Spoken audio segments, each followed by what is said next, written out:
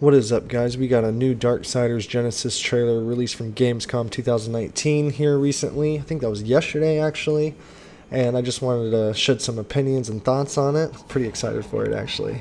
Anyways, so the music, that's done by Gareth Coker. He is the composer for Ori and the Blind Forest, so just in case if it got that touch of fanatical to you, that's where that comes from. Second off, we see Strife's horse and just War's horse all in general, Mayhem and Ruin.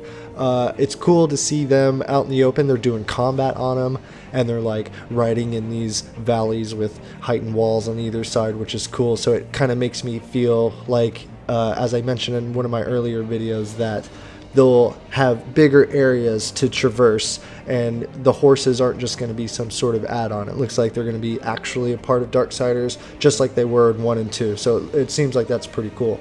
Hopefully we get some sort of like side story with them, or some sort of mention to the relationships in the horsemen, just something like that. I think that'd be particularly cool.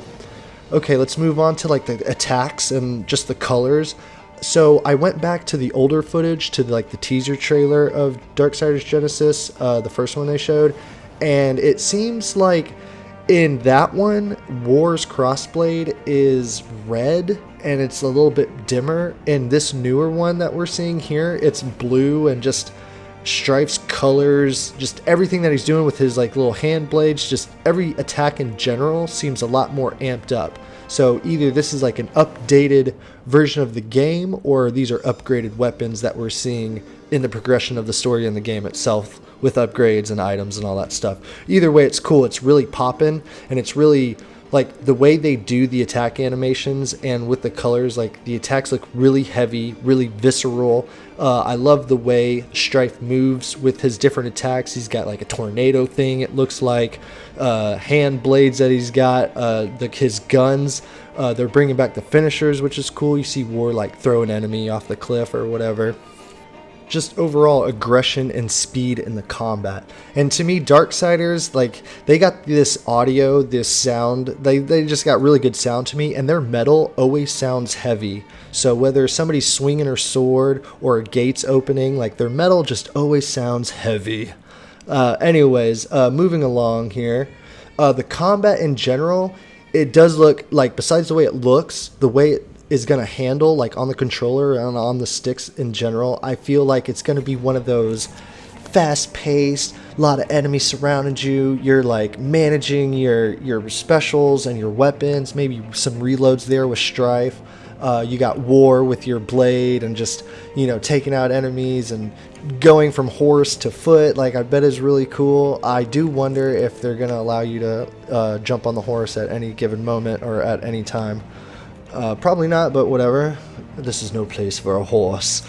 But anyways, oh, and another awesome thing, at the end here we get Strife's Havoc form. I did not notice this the first time I watched it, but going after it a few times, he like, boom, he pops up and he's got this like wicked alien tail on the back and a fucking minigun, man. That's a damn minigun!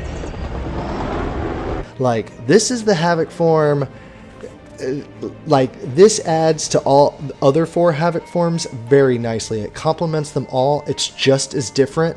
The minigun suits Strife, and if you recall, there is an early build in Darksiders where War actually wielded a minigun, so I feel like that's like kind of a callback. So that's super cool. It looks super dope, and I can't wait. The co-op, I love these little scenes where they're like both raising their horses and like what is the word I'm looking for? Summoning their horses. They're both jumping off the ledge and doing their glides at the same time. It just looks really cool, and it'll set up for some good replay value, I think, like playing one playthrough on Strife and then going again on War, plus the co-op, you and your buddy, he's War, I'm Strife, I'm War, he's Strife, on the next go through. I think that'll be great. Now, if this does good, closing thoughts here, if this does good, I could totally see a trilogy coming out of this. Like, I think it'd be super dope if they did something like Darksiders Genesis, Strife and War, Darksiders Genesis 2, or whatever you want to call it, would be Fury and Death, and then maybe if that game did well enough, keep it on the tabletop still, but just continue to expand on the puzzles and the areas and, you know, the bosses and whatnot.